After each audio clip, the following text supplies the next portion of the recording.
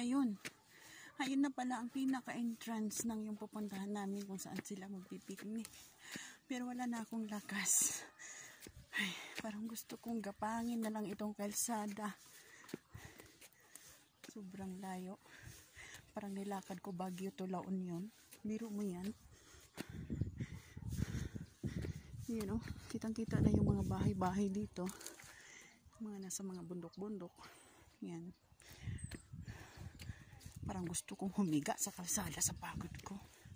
Yan. Yun sila. Una nang nakarating.